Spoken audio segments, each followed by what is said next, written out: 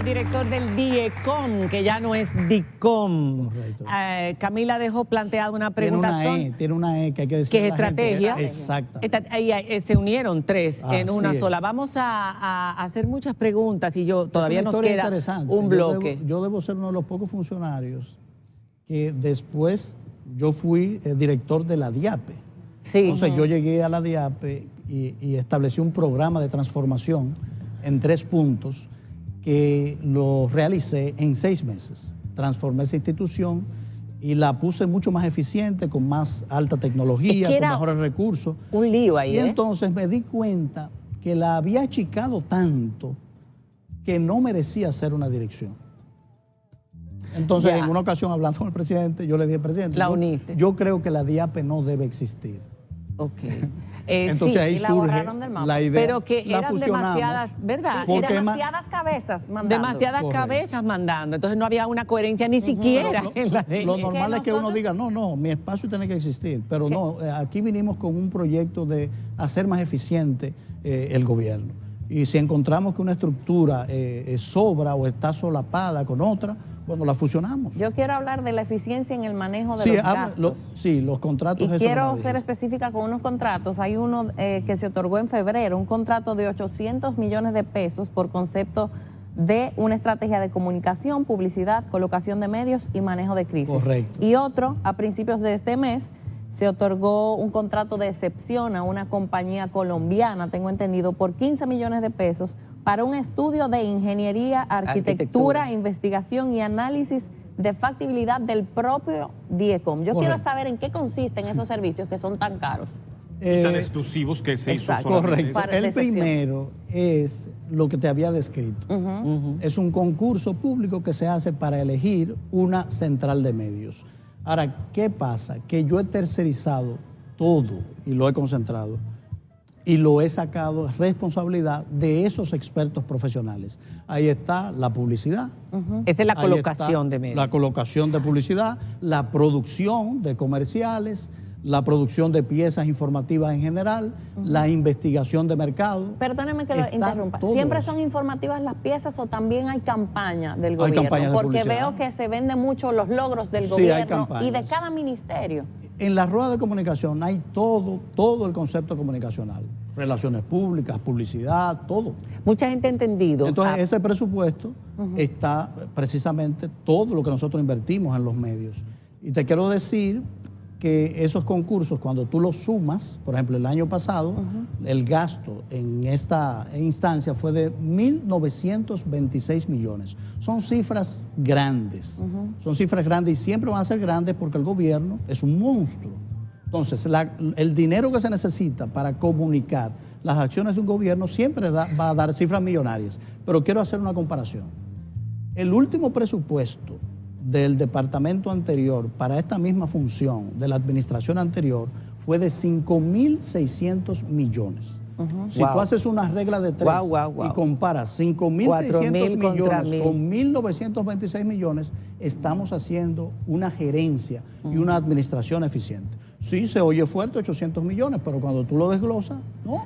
No, porque lo otro era una mafia, no se puede, para mí no es comparable. Es que también estaba la discrecionalidad, que ahí es donde se iba mucho. Y sobre todo había manejos presupuestarios, o sea, visibles en el presupuesto y manejos no visibles. En este caso, todo lo que nosotros manejamos va a concurso. Exacto. Y les dije al inicio que yo no estoy obligado por ley a hacer el concurso. La ley lo permite. Yo lo hago porque no quiero la discrecionalidad de colocar. Exacto, además te liberas así y se liberan ustedes de la presión. Porque que yo observé ahora con las redes sociales, usted legalmente firma una orden, Homero Figueroa, una orden de tal cosa, legalmente, se lo ponen en las redes, mira Homero, dándole 200,000 pesos a fulano, a mengano, a sutano. Mi vida yo la he llevado libre de escándalos. Soy muy cuidadoso. Respeto mucho mi herencia familiar, o sea, mi nombre. O sea, yo lo cuido como mi gran tesoro. Entonces, yo todo lo he organizado para salir de la misma manera que entré. Homero, déjanos hacer preguntas, Homero. Es que los periodistas son especialistas y los políticos también. Se Ahorita juntaron acabas dos. de hacernos un guatabautismo comparándose con el gobierno pasado. Sí. Pero también dijiste que la democracia en el pasado había estado en peligro. Sí, sí. ¿Ok? No somos una democracia todavía sólida. En proceso, una democracia en construcción. Exacto.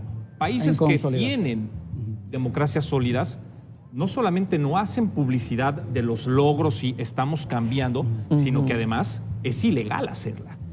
¿Por qué seguir haciéndolo, hacer una campaña diciendo estamos cambiando, que quizás da orgullo y rating al gobierno, pero no apoya educación o algún tipo de movimiento social a favor de algo? ¿Por qué seguir con ese tipo de campañas? Eso no se puede eliminar, pero existen las demás. Por ejemplo, la campaña de vacunación era una campaña educativa para que tú te vacunaras. De acuerdo, pero o sea, existe, algo le estamos cambiando. Sí, sí. No, yo no lo eliminaría por algo simple. Ya te dije que nosotros tenemos una responsabilidad de hacer viable el ecosistema de medios. Si eliminamos esa modalidad de publicidad, De mantener los medios. que yo podría, los medios sufrirían.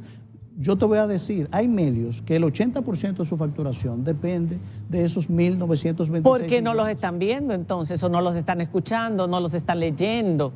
Pero Entonces, lo necesitamos. Entonces, hay una realidad. sobreviven los que deberían sobrevivir. Hay un libro que a mí me encanta, se llama Utopía para Realistas. O sea, hay que buscar el equilibrio entre el ideal y la realidad. Okay. Somos República Dominicana, tenemos una realidad especial y tenemos que gobernar para la República Dominicana. Y queremos avanzar, queremos llegar ahí, pero tú no puedes en 18 meses pasar de la República Dominicana que yo te había descrito a Suiza. No es posible. Ok, se nos quedan muchas. Ahora, vamos a llegar ahí. Se nos quedan muchas preguntas y ya casi nos están empezando a hacer señas. Lamentablemente, No, tanto que yo me estoy Mero, que te has divirtiendo. vuelto político. Los políticos hablan mucho para que uno no pueda hacer muchas preguntas. lo que yo Dice, sé. para ellos decir lo que ellos quieren. Él hablaba del triunfalismo. O yo le diría triunfalismo. Estamos cambiando, hemos logrado esto, hemos logrado aquello. En un periodo de pandemia, los logros de verdad hay que cacarearlos porque es extraordinario. Pero mucha gente se queja de que cada vez que escucha al presidente, que a propósito habla tanto o más que tú. Sí. Que esa es una dificultad. No. ¿O es una eso facilidad? No, es bueno. Es una democracia evolucionada. Desde la fundación de la República en 1844 hasta la llegada del presidente Abinader, el modelo de presidente era el hombre misterioso, mudo, inaccesible, sordo, ciego, mudo. Sí. Casi una figura divina. Leonel hablaba mucho, pero Danilo luego... No, Leonel no hablaba pero mucho. En discurso. Cuando hablaba largo, mucho y complicado. Hablaba largo, pero no complicado. mucho, se escaseaba. Podía pasar 2 años sin decir nada. Pero mucha gente y la prensa diciendo, pero diga algo. No. El presidente Abinader es un presidente de esos tiempos. ¿Qué es lo que el presidente debe decir y qué es lo que la vocería debería decir? Es que está funcionando, ¿cómo debe está funcionando la mil maravillas. ¿Cuál es el criterio? Y tenemos un buen complemento. El presidente es el mejor vocero de su gobierno. Y en mi decreto dice lo siguiente: vocero de la presidencia en los temas que el presidente asigne.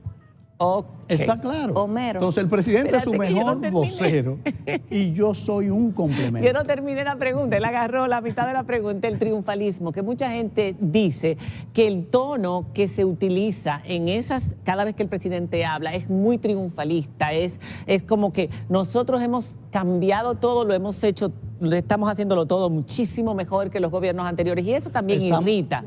Yo no creo. Eso irrita. Estamos convencidos, estamos entusiasmados con este proceso. Y yo te voy a poner un solo ejemplo. El presidente Abinader en campaña prometió un ministerio público independiente. Es típico en la política dominicana la promesa para ganar una posición y luego que la ganas te olvidas. Y yo me he pasado la vida entera viendo elecciones, viendo campañas, viendo presidencias y decepcionándome.